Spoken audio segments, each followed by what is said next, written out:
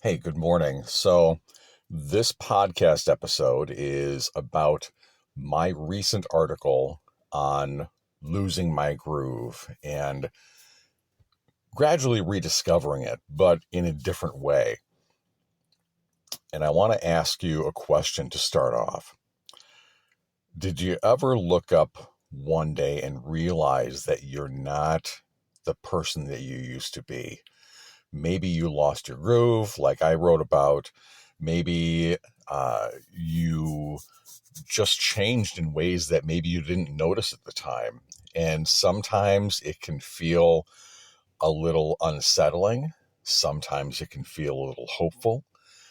Uh, but sometimes it can feel very humbling. The slow and sneaky process of becoming someone new, and it's taught me things about my identity. It's taught me things about joy, and it's taught me things about just discovering life and self. And before I talk about kind of my thoughts and my experience, I want to tell you about a place that I worked. I worked for a number of years at a facility called the Manor. And the Manor was a residential treatment facility for people going through addiction, people recovering from addiction. Uh, and they would be there for usually a minimum of 28 days for all kinds of addictions, uh, some for drugs and some for behavioral addictions. And they were all different people. They came from different backgrounds. They had different jobs, different economic statuses. But even though they had all those things in difference, they all had one thing in common beyond the addiction. I mean, none of them really sensed that they were becoming addicted over the course of time. None of them woke up one day and thought, I'm going to become an addict. It happened gradually without them realizing it until one day it dawned on them that they had become addicted to something. And losing my groove was kind of the same way. It happened kind of gradually over time, and it's not something that I can point to exactly when it happened or a single event. It dawned on me one day, I had lost my groove. I had lost my love of running. I had lost my joy over something in my life.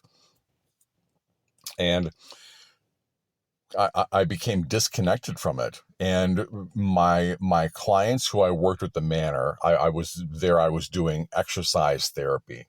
They had a holistic kind of whole person outlook on addiction treatment. And part of that was physical exercise. And I was an exercise therapy provider there.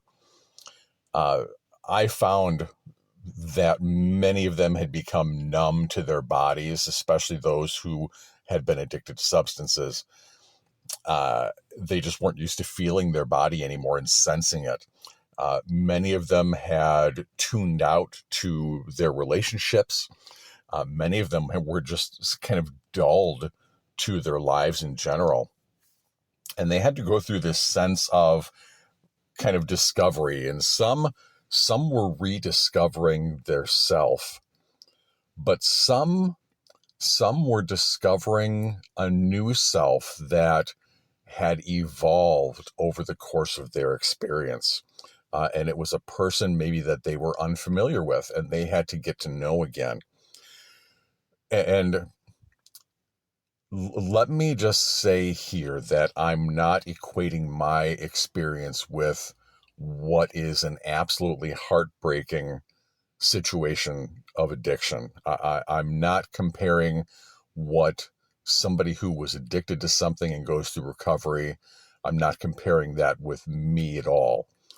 What I'm saying here is I noticed in remembering my experiences working with clients there at the Manor, I just noticed a parallel between their experiences that I witnessed and the experience that I went through that I wrote about in my article. And for me, I've come to the realization that I'm in a season right now of discovering this almost this new person that I've been becoming, and even without consciously realizing it. Uh, I was that running guy for so long. Everyone in my city knew me as that running guy. I remember one day I went out for a run and I ran up to the Marsh Horicon, or the Horicon Marsh visitor center, so I could run around on the trails in the marsh. And I had done that so often that the people who worked up in the main facility actually looked down and said, "Hey, there's that running guy." And somebody who worked there that knew my wife told her that, so that got back to me. Everyone knew me as the guy who ran. And losing that part of me, and not kind of not feeling like that running guy anymore, was almost like losing part of my identity.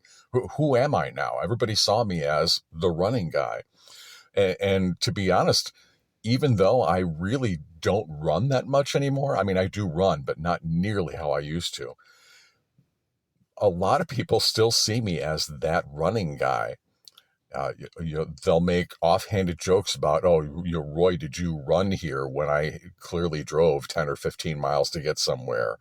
Or, make jokes, introduce me as, "Hey, this is Roy, he runs a lot," or things like that. And, I really don't. I used to, at my peak, I was putting in 80 to 100 miles a week. And right now I'm maybe doing 10, yeah, on a good week.